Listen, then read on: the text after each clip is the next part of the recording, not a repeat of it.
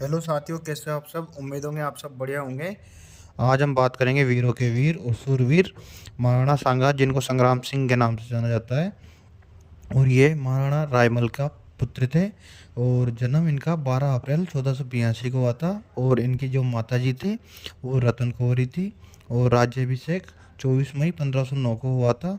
और इनके उपनाम थे हिंदूपत, जिनको उपाधि दी गई है, यानी हिंदू राजा, जो राजपूत जातियों ने विदेशियों को बाहर से निकालने के लिए उनमें नेतृत्व में की, इसलिए ये हिंदूपत कहलाए। और 1504 से 1508 तक इन्होंने अज्ञातवास या ग्रह क्लेश के कारण राणा सांगा ने अज्ञातवास काटा था। और इनको सैनिकों का भग्नावेश भी कहा जाता है। और आप सभी को पता होगा कि राणा सांगा एक अच्छे सैनिक थे। और युद्ध में एक हाथ एक पैर गंवा दिए और शरीर पर 80 घाव खाए, परंतु फिर भी सैनिकों की तरह युद्ध करते रहे।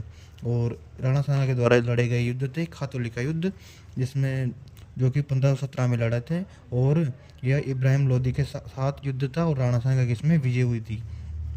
इसके बाद में 1518 में इन्होंने बाड़े का युद्ध लड़ा, किसके साथ, इब्राहिम लोदी के साथ, जिसमें सांगा की विजय हुई थी। उसके बाद 1519 में इन्होंने गागरोन का युद्ध लड़ा था मोहम्मद खिलजी के द्वितीय के खिलाफ, जिसमें सांगा की विजय हुई थी। और इसके बाद देखो इडर का युद्ध हुआ था 1520 में, जब मुजफ्फर शाह द्वितीय के साथ युद्ध हुआ था और राणा सांगा की विजय हुई थी। इसमें बाद में 1527 में बयाना का युद्ध हुआ था, जो कि बहुत प्रसिद्ध है, आप सबको पता होगा, जो कि बाबर के साथ हुआ था। और इसमें भी सांगा की विजय हुई थी। और लास्ट जो आखिरी युद्ध था वो था खानवा का युद्ध, जो कि 1527 में बाबर के साथ लड़ा था। इसमें सांगा की हार हुई थी। ठीक है, देखो राणा सांगा का जो काल था वह ख से स्टार्ट होकर ख पे खत्म होता है, यानी खातुली से स्टार्ट होता है, खानवा से खत्म होता है।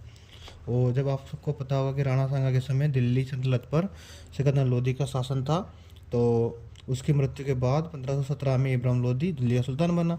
उसने साम्राज्यवादी नीति के कारण मेवाड़ की पर चढ़ाई की। तब इब्राहिम लोदी और हेलो राणा साथियों, सांगा के कैसे मध्य हो आप सब। 1517 में खातुली, जो कि वर्तमान कोटा जिले में पड़ता है, आप सबको पता होगा, का युद्ध हुआ, जिसमें राणा सांगा की विजय हुई थी।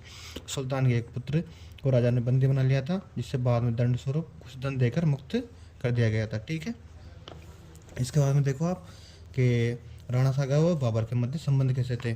तो बाड़ी के युद्ध में जब राणा सांगा से हारने के बाद इमाम लोदी के चाचा दौलत खान लोदी व चचेरे भाई आलम खान लोदी ने बाबर को भारत में आक्रमण आमंत्रित किया था। ठीक है, जबकि ऐसा बोला जाता है कि राणा सांगा ने बाबर को भारत में बुलाया था, लेकिन ऐसा नहीं था। उसके बाद देखो आप खानवा का युद्ध, जो कि इसका लास्ट युद्ध था, जिसमें राणा सांगा हार गए थे। तो बाबर ने सेना एकत्र करना आरंभ कर दिया था। उसने तुर्की सरदारों एवं शहजादी हुमायूं को